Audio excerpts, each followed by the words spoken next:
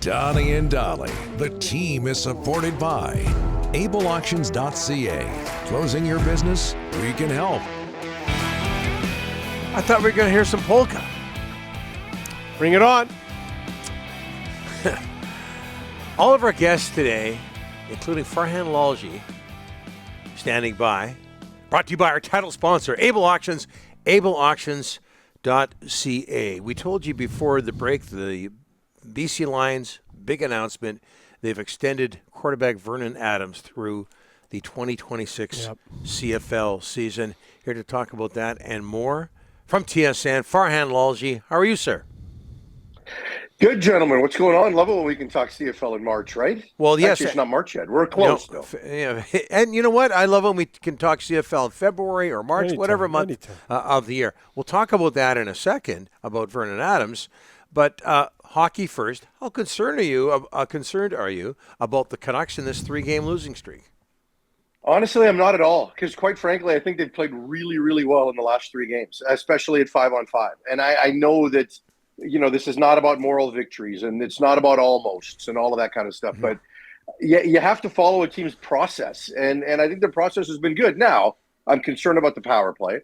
You know, they've got to get better in that area. There's no doubt about it. And it's ridiculous with the amount of talent that they've had, and which they've added to with Elias Lindholm, that they're not better there. And what do we won for their last 24? Yes. You know, they had an opportunity, 6 minutes to go in the game last night, and you blow it. Like there's nothing. There's one shot off the wall. Pedersen comes in and creates a scramble in front of the net, and that's all they've got. So they've got to get better there. But in terms of their 5-on-5 process and what I'm seeing with my eyes, I don't think they're playing poorly. What did you see from RSD Baines in his NHL debut yesterday, and what that means to the South Asian community? Well, look, first of all, I think that he showed, in my opinion, that the game's not too big for him. And I'm really glad that Rick Tocchet put him on that third line with Connor Garland and Teddy Bluger, because I think he was the right fit, you know, given their needs. Now, Baines not aside, it's crazy that just losing a guy like Joshua, how much that hurts your entire team, right? Because of the depth scoring that you're counting on. But we noticed RSD Baines for all the right reasons. I know he was a -2, but when you look at Jared Bednar and doing everything he possibly could to get the McKinnon line out against those guys on a regular basis, you do need to put some context around that. I thought he was physically engaged. I thought he wasn't afraid to make plays. And I think that he was probably trying to keep it simple to a point, but this is a guy that's comfortable scoring. And I know it's at the American Hockey League level, but he scored everywhere he's been. And I think if he stays in for the next couple of weeks with Joshua out, I think by game 3, you're going to see a guy that's a little more aggressive around the net. And I think that's what they need, especially on that third line, because they were contributing. So I loved what I saw. And as far as the South Asian community's perspective, and, you know, Rick will tell you this, right? I mean, Rick, you had a son that went through minor hockey. You know, I did the same thing. Representation matters. And for this guy to be an inspiration to everybody, much like Rick is to all the broadcasters in the South Asian community, for RSD Baines to be able to do that for hockey players everywhere, I think is a fantastic thing. And take the ethnicity out of it and just talk about the fact this guy never got drafted into the Western Hockey League, never got drafted into the NHL. It's a great story by itself before you put that other part in, but he's an inspiration and a lot of people are happy about it. Well, we're talking about the Canucks on the ice, but Jim Rutherford and Patrick Alvin are doing, you know, they're making some phone calls here. Let's call a spade a spade. There's some phone calls happening.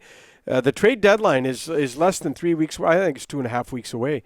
What are you expecting of the trade deadline? What they can add? It's always going to be not who they add. What is the cost? What is the price?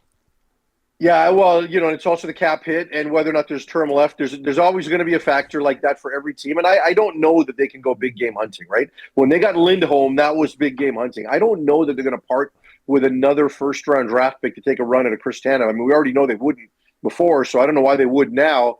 You know, and Carson Soucy probably gets back around that time.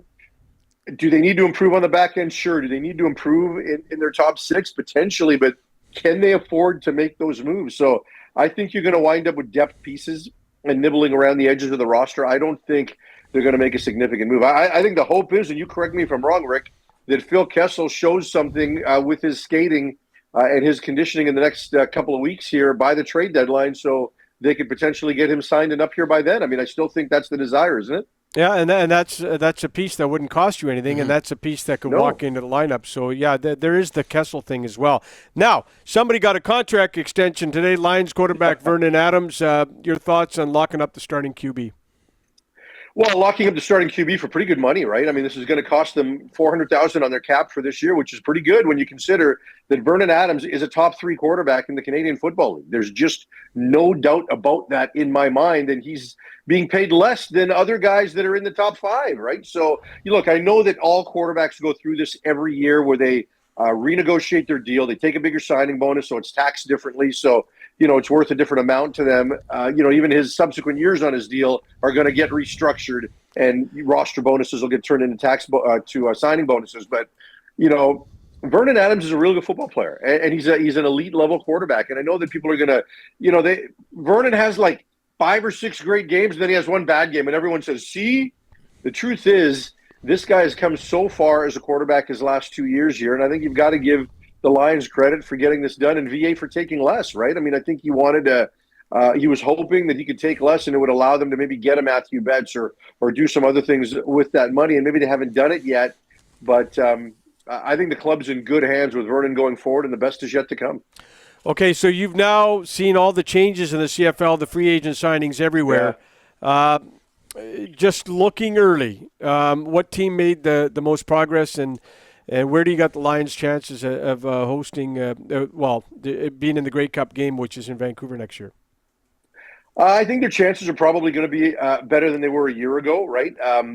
When you look at what they were able to keep, even without Matthew Betts, I think you look at a team like Winnipeg that probably lost more pieces. And I know with Winnipeg, we just look at, the Dalton Schoens and the Brady Oliveras, and we forget that there's going to be some turnover on their offensive line and some other guys on the defensive side of the ball. So we'll see what that looks like for them. I think the team that improved the most during free agency was Saskatchewan.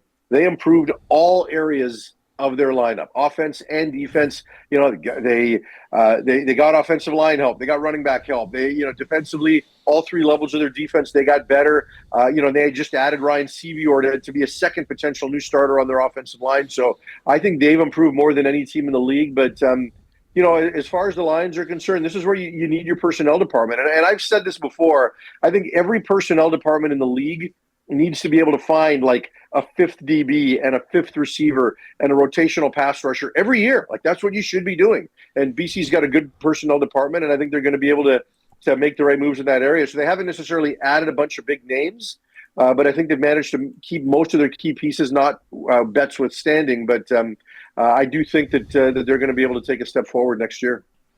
Are you going to go see Madonna tonight? With Ryan? Ryan's going. Whoa, Ryan, really? No. What was Ryan doing when Madonna first became big? Like, was he even born? He wasn't born. No, I'm not going tonight. If there's anyone in the studio that's going to go, it would be Mr. 80s over there. Rick. Dollywall.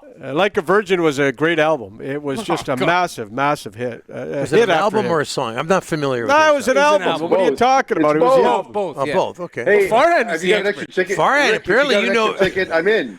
Okay. Look, Madonna was great, and I was there when she did her halftime show at Super Bowl. She is fantastic. She always knows how to put on a good show. Even in her 60s, I went and saw U2 when I was at the Super Bowl at the Sphere. And those guys were in their 60s, and they rocked it out. Like, they were outstanding. Mm-hmm. And it wasn't just all the effects in the Sphere. They were really good, and Madonna's going to be. So, Rick, if you got an extra ticket, let me know. I'm not going. I didn't even know she was in town until these guys told me. Nobody lip syncs like Madonna. Let's go. You're absolutely Let's right, go. Brian. Look, we could probably get tickets at a pretty good price. Let's go. I know every one of her songs. Man, the flexing going on here, mentioning you're at the Sphere, Yeah, you too, Madonna, and the brag. Lahaina hoodie as well. There's a lot going on here. Hey, kids sport. Pay attention to that, okay? Always give the kids sport. Brag. I'm here for the kids, brother. All right. Yeah, absolutely. We've got to get Chris Wilson on the show. Okay.